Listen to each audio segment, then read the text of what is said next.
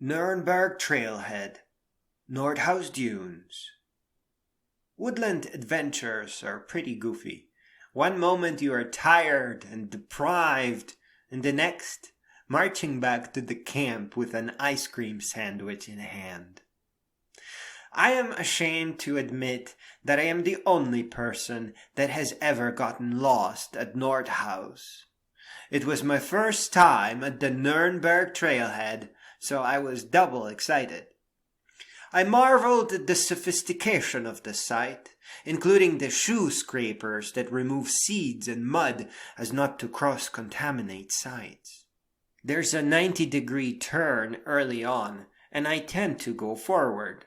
That's where I got lost on the trail the first time.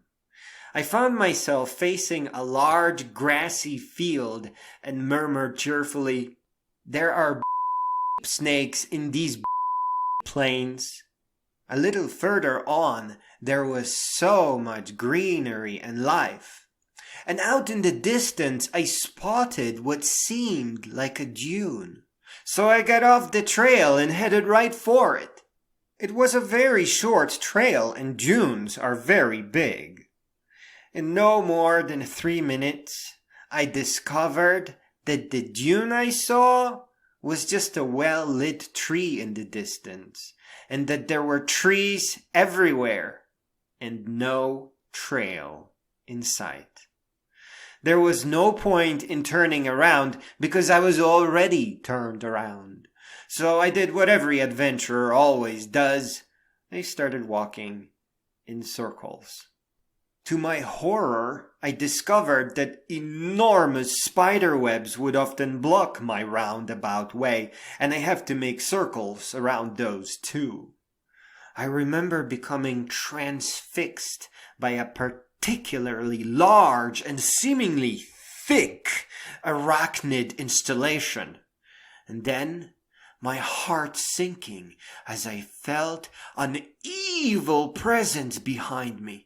I jumped around to discover another confused man, only to realize that I was back on the trail and his expression of confusion was just how his face normally looked.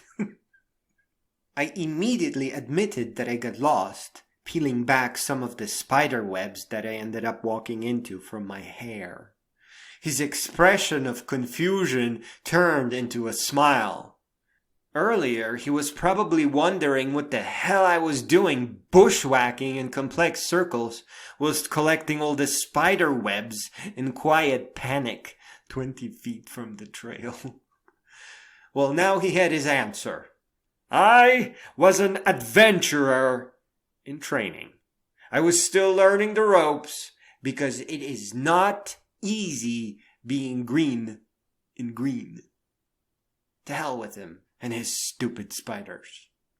Just the moment I promised myself to stay on the trail until I got to the beach, there was a fork in the road. I wisely chose the path pointing towards Lake Michigan. A moment later, I was basically lost again, crossing through terrain that was clearly barely walked. I made it back to the main trail, the one pointing away from the lake, covered in a toxic cloud of insect repellent and some seriously pissed off mosquitoes. I itched my way to the edge of the tree line, and I took a leap of faith into the bright sun and sandy dunes. It was like discovering a new ocean.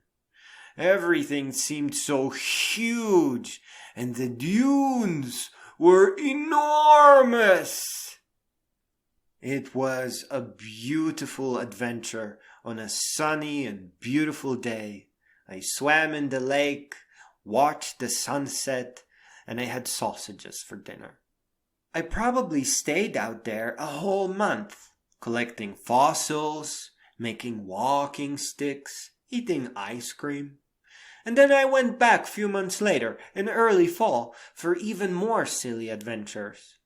I remember advising a group of hikers to take the right, the more traveled path at the fork. Many newcomers take the one on the left towards the lake, but that one is more difficult. And whatever you do, stay on the trail and don't take any shortcuts.